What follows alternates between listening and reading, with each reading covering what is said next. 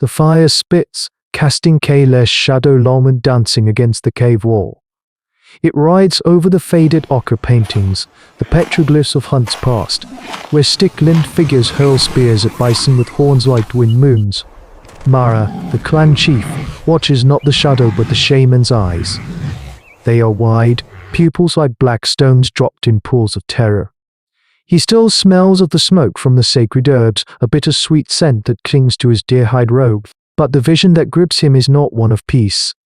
He speaks of water, not the gentle curve of the river in the valley below, but a world-devouring ocean, a punishment sent from the sky gods. He saw it, he insists, his voice a dry rasp. He saw the great serpent uncoil from the storm clouds and drown the sun. Doubt is a luxury the Sunstone clan cannot afford. Faith is a tool as vital as a flint knife or a sinew bowstring. It is the sinew that binds the clan together. Mara looks at the faces around the fire. Old Elora, her hands gnarled from a lifetime of scraping hides. Young Dawn, his chin still soft with youth, clutching a newly knaphead spearhead, the mothers hushing infants at their breasts.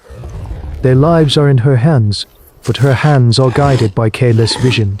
To ignore him is to spit in the face of the spirits that grant them successful hunts and keep the pack hunters at bay. To follow him is to abandon the only home their ancestors have ever known. This cave, carved by an ancient river, is their fortress. Its narrow entrance keeps the larger beasts out. Its deep chambers shield them from the searing sun and the biting winter. Leaving it means walking into the open jaws of this prehistoric world. The choice is made in silence. Mara gives a single, sharp nod. The clan moves. There is no panic, only a grim, hurried efficiency that speaks of a life lived on the edge of extinction. Hides are rolled, dried meat is packed into leather satchels. Children are bundled onto their mothers' backs. The men check the tips of their osteoid on Tokaratic technology, spears tipped with sharpened triceratops horn, daggers carved from the serrated teeth of a slain carnivore. Each tool is a memory of a successful gamble against death. Now, they are gambling everything on a nightmare that flickered behind one man's eyes. As they step out from the mouth of the cave, the familiar valley seems alien hostile. The very air tastes of risk. Their goal, Kayla's sanctuary, is the barren mesa, a flat-topped mountain that looms on the horizon, a table for the gods.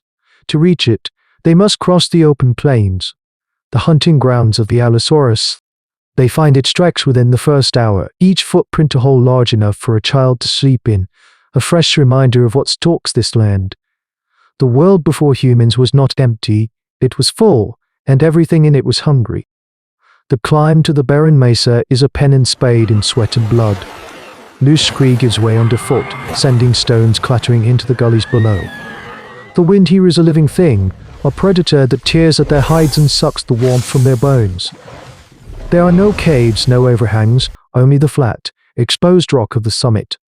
From this height, their abandoned valley is a green scar in the vast, indifferent landscape of this ancient earth, a symbol of all the security they have willingly thrown away. Mara watches Dawn help old Elara over the final ledge, his young strength pitted against her frailty. She sees the mothers huddling their children together, their bodies forming a living wall against the relentless wind. They have made it. They have obeyed. Now they can only wait for the sky to prove them right. As dusk bleeds across the horizon, the full moon rises. It is a perfect, luminous disk larger and brighter than any of them have ever seen it. It hangs in the star-dusted dark like a divine judgment. Kale stands at the edge of the mesa, his arms outstretched, his silhouette a stark figure against the celestial glare. His voice, hoarse from the climb in the dry air, begins the final chant. It is a plea and a prayer, a song of appeasement to the great serpent he saw in his vision. Their voices are low, wavering chorus that the wind snatches and throws into the abyss. They are a small band of Homo sapiens, a fragile species armed with little more than belief, huddled on a rock, singing to the moon to beg for their lives. Fear is a cold cloak they all share. Every rustle of the wind sounds like the hiss of a rising tide. Every distant cry of a nocturnal hunter is mistaken for the shriek of the sky god's anger. The moon crawls to its zenith, bathing the mesa in an ethereal, bone-white light. This is the moment. The world holds its breath. Kale's chanting reaches a fevered pitch.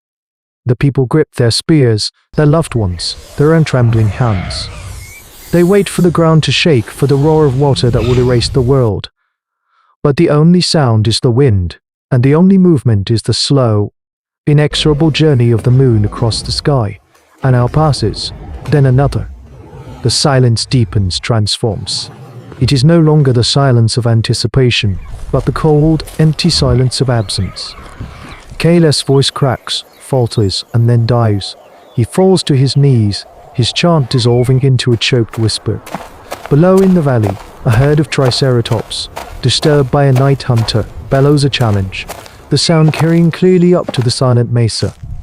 Their world, the real world of tooth and horn, continues utterly indifferent to the apocalypse that never was. As the first hint of dawn touches the eastern sky, the clan turns as one from the silent heavens and looks at the broken man who led them there. The moon, now pale and serene, mocks them from a sky that has never been clearer. The sun crests the eastern ridge, a merciless eye flooding the world with light. It reveals the valley below, not drowned and scoured, but exactly as they left it. The river glints, the trees are green, and a thin wisp of smoke still rises from the dead embers of their abandoned home fire. The truth is laid bare, undeniable and brutal. There is no great serpent. There are no angry gods. There is only the wind, the cold rock, and their own folly. A low growl starts into Ernest's chest. He takes a step toward Kale, who remains a crumpled heap on the ground. Shaman, dawn spits the word like a shard of bone. Your spirits lie. The accusation hangs in the cold air. Others murmur their assent. The exhaustion of the climb and the terror of the night curdle into a raw, burning anger.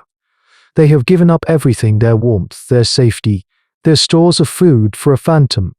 Old Alara, her face a mask of weary disappointment, shakes her head slowly. The mothers clutch their children tighter, their expressions hardening. This is more than a mistake. It is a betrayal that has put every one of their lives at risk. Mara steps between Dawn and the shaman. He believed, she says, her voice slow but firm. We all believed, but her words are a small dam against a rising tide of fury. Dawn shows past her. Belief does not fill a child's stomach, he snarls, pointing a spear tipped with polished horn. A piece of their hard-won osteodontocratic technology, not at Kale but at the ground before him. The clan splinters, some move to stand with Dawn, their faces set and grim. A few older members remain near Mara, their loyalty torn between the chief who keeps them alive and the spiritual tradition that gives their harsh lives meaning. The human tension is a taut string about to snap. And then a new sound cuts through the wind. A high-pitched, chittering call, like a bird and a reptile speaking in a shared, lethal language. Everyone freezes. A head appears. It is sleek, narrow, and reptilian, with an unblinking yellow eye that swivels, calculating. Then another head appears, and another. A pack of Velociraptors. They move with a twitchy, intelligent quickness, their sickle claws held aloft, tapping against the stone with each step. They had been watching, waiting for the strange, loud apes to show a sign of weakness. And now they have. The internal conflict evaporates in a flash of pure, primal fear. Mara barks a command, and the clan instinctively collapses into a defensive circle, children in the center, spears pointing out.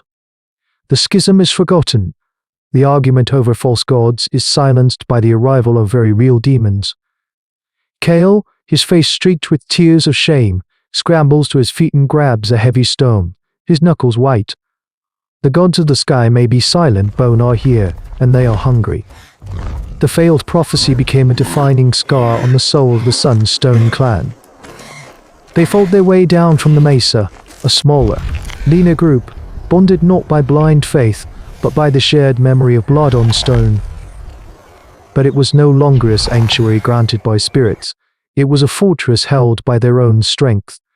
Kale, the shaman, was never a shaman again.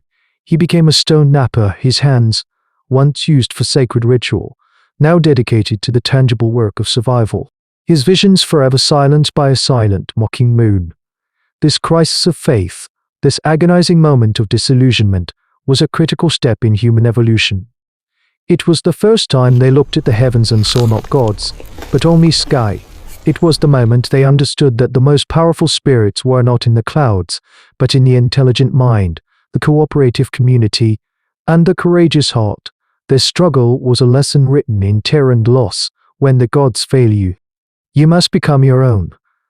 It is the audacious bedrock of the human story, a refusal to be a pawn in a world of monsters and myths, and the first true step toward becoming the masters of it.